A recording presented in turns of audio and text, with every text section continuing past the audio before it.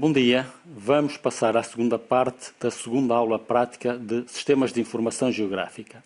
Portanto, na aula anterior calculamos a distância horizontal projetada, agora iremos calcular uma estimativa da distância real e outras figuras de interesse relativamente ao terreno. Portanto, vimos que a estimativa da distância real coincide com a hipotenusa do triângulo retângulo. Isso significa que temos que utilizar a diferença de cota e a distância horizontal projetada como base.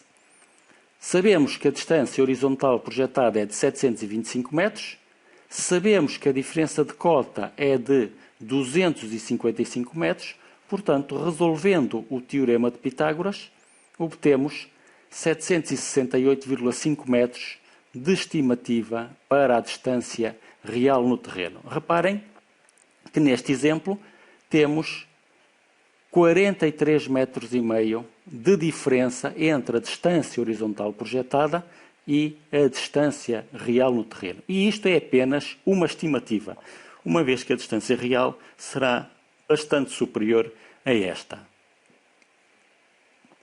Voltando a rever os cálculos, portanto, medindo sobre o mapa, temos a distância horizontal projetada, considerando que a linha d'água está 255 metros abaixo do vértice, obtemos a distância real, ou seja, uma estimativa da distância real.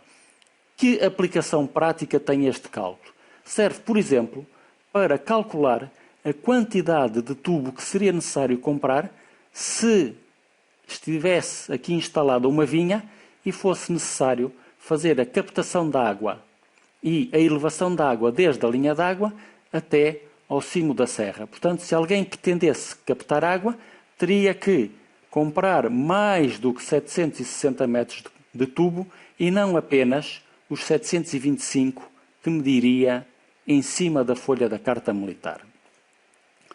Outro aspecto interessante é calcular o declive do terreno. Portanto, saber como é que varia a cota se descêssemos do vértice geodésico até à linha d'água. Portanto, o declive é a razão entre a diferença de cota e a distância horizontal projetada, portanto, expressa em percentagem. Portanto, quando dizemos que estamos perante um terreno com 5% de declive, isso significa que em cada 100 metros que andamos na horizontal, subimos 5 metros no terreno. Como é que vamos fazer o cálculo? Recorrendo novamente aos valores anteriormente calculados. Distância horizontal projetada 725 metros, diferença de cota 255, ou seja, estamos perante um terreno com 35,5% de declive. Já a inclinação mede o ângulo que o terreno faz com a horizontal. Portanto, estamos outra vez numa operação trigonométrica e a inclinação é o valor deste ângulo. Como é que se calcula? Através da relação trigonométrica tangente. Sabemos que a tangente de alfa é igual ao seno sobre o cosseno do ângulo. O seno é a diferença de cota, o cosseno é a distância horizontal projetada, portanto, o valor da inclinação, o valor do ângulo, é igual ao arco tangente da diferença de cota sobre a distância horizontal projetada. Atenção que atualmente chamam tangente menos 1, que é o que vem inscrito nas máquinas de calcular, mas está-se a referir ao arco tangente, e atenção que os cálculos devem ser feitos em graus e não em radianos. Portanto, resolvendo a operação, podemos calcular a inclinação e obter 19,54 graus de inclinação do terreno.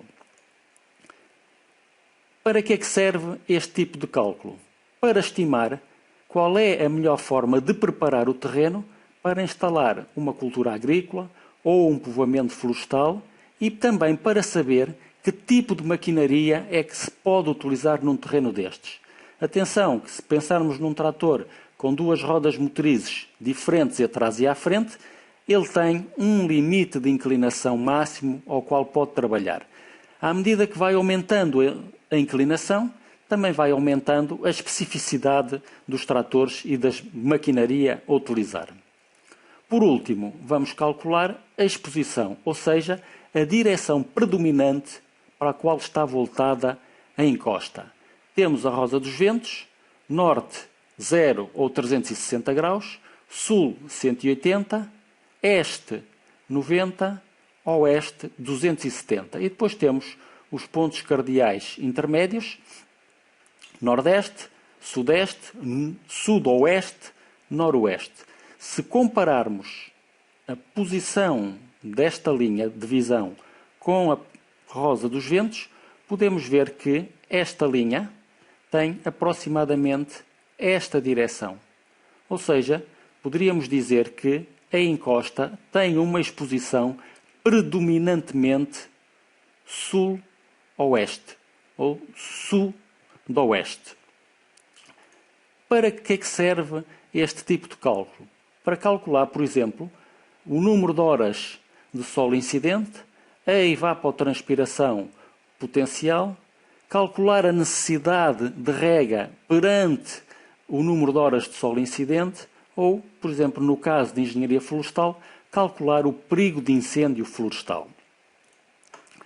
Qual é a importância desta matéria na unidade curricular de Sistemas de Informação Geográfica? É conhecer os sistemas de coordenadas, conhecer a Carta Militar de Portugal, perceber o significado e o valor das coordenadas, perceber o comportamento do relevo do terreno e todos estes conhecimentos são fundamentais para se saber iniciar corretamente um projeto em sistemas de informação geográfica e ter sentido crítico perante os valores que vão ser calculados através da manipulação do sistema. Ou seja, o utilizador tem que saber, sempre que efetua um cálculo, se o resultado que obtém é ou não é viável. Muito obrigado pela atenção.